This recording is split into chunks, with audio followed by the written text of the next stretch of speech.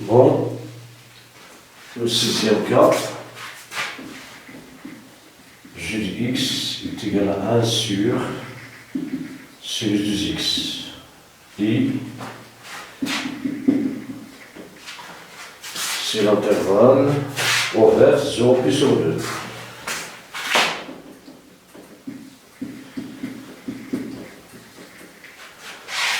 Bon, sinus de x est égal à 1 sur j de x est égal à 1 sur sinus de x qui est égal à 1 sur sinus de x sur 2 sinus x cosinus x qui est égal. On va multiplier en haut et en bas par sinus x. Donc on aura 1 multiplié par sinus x sur 2 fois sinus carré x cosinus x qui est égal à sinus x sur 2 facteurs. Bon, sinus carré x c'est 1 moins cosinus carré x. Cosinus x qui est égal à 1 moins sinus x sur 2 fois cosinus carré x moins 1 multiplié par cosinus x qui est égal à moins sinus x sur 2 facteur de 1 sur cosinus carré x moins 1 multiplié par cosinus x. Bon, comment on peut écrire?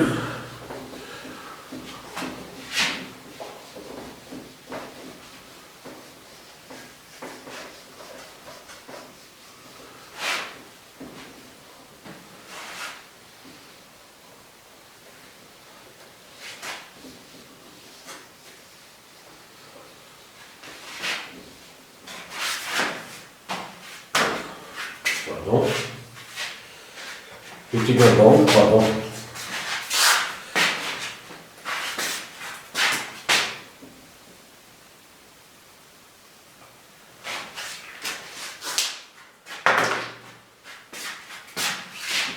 Qui est égal à moins sinus x sur 2. Ici, on va développer cette expression. Cosinus carré x moins 1 cosinus x. Alors, pour disparaître de cosinus carré x au numérateur, on va ici mettre cosinus x. Bon, cosinus x multiplié par cosinus x c'est cosinus x carré.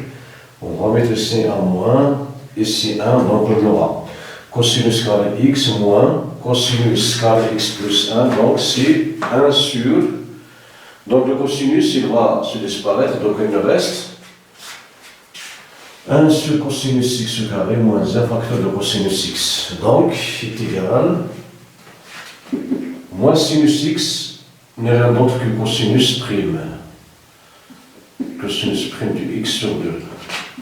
Facteur de cosinus x sur cosinus carré x moins 1 moins, bon, 1 sur cosinus x qui est égal, bon, qui est égal à 1 demi cosinus prime multiplié par cosinus x sur cosinus carré x moins 1 moins 1 demi cosinus x prime sur cosinus x qui est égal, bon, 1 sur 4, 2 cosinus, bon, cosinus carré x, bon, cosinus au carré prime. Ici, si la dérivée de cosinus carré x, c'est 2 cosinus x prime multiplié par cosinus x. Ici, on va multiplier par 2, on va diviser par 2, donc on aura ici 4. Alors, on aura sur, pardon, cosinus carré x moins 1 moins 1 sur 2 ln de cosinus x prime le 2 prime qui est égal à 1 sur 4 moins 1 c'était constant, donc on voit un peu entrer moins 1 à l'intérieur de la dérivée, donc on aura cosinus x moins 1 le 2 prime sur cosinus carré x moins 1 moins 1 demi ln x appartenant à l'intervalle 0 pi sur 2, donc x est strictement positif, donc la valeur absolue de cosinus. Donc cosinus x est strictement positif, alors la valeur absolue de cosinus x est positive, donc on aura 1 sur 4, ici u' sur u, bon,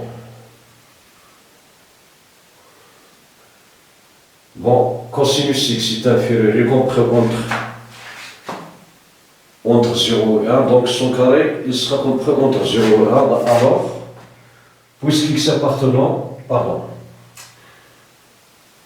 donc on aurait ici ln de valeur absolue de cosinus carré x moins 1, le tout prime, moins 1 demi, ln de cosinus x, le tout prime. Ici nous avons une différence du dérivé, donc c'est la dérivée de la différence.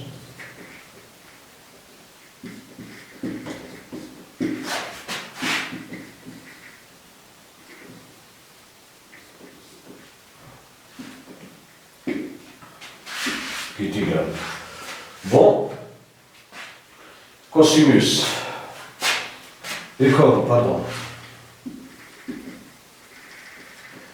et comme x appartenant à 0 pi sur 2, alors x cosinus x, il est compris entre 0 et 1. D'où cosinus carré est compris entre 0 carré et 1 au carré qui est égal à 1. Cela implique que 1 moins cosinus carré x est positif. Donc,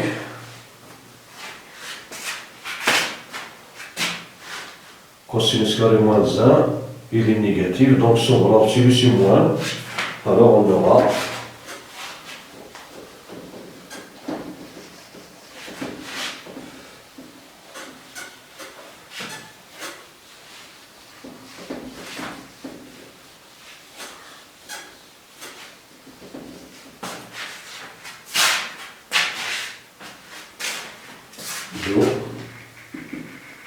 g de x il est égal à 1 quart ln de 1 moins cosinus carré x. Bon, ici 1 moins cosinus carré est positif, donc on va permettre le terme de l'intérieur de la valeur absolue, donc on aura 1 quart cosinus carré x moins 1 demi ln de cosinus x, le tout prime. Donc,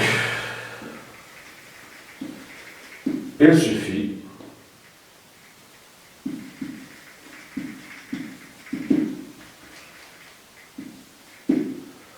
de prendre comme fonction primitive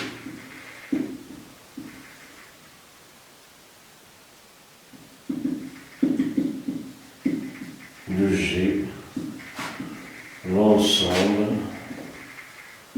des fonctions g de x. G défini par g de x est égal à 1 quart ln de 1 moins cos carré x moins 1 demi ln de cosinus x plus c. Que l'on peut écrire sur la forme 1 demi ln de racine de 1 moins cos carré x moins 1 demi ln de cos x plus c, où c est une constante réelle. Que l'on peut écrire sur la forme ln de racine de 1 moins cos carré x sur cosinus carré x plus c avec c appartenant à R.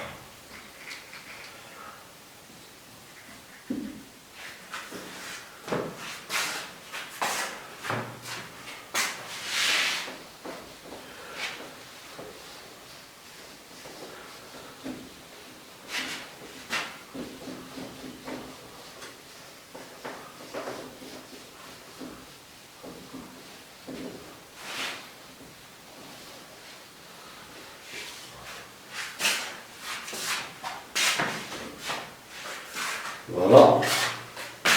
Maintenant, on passe au dernier cas, c'est G, septième cas, G de x.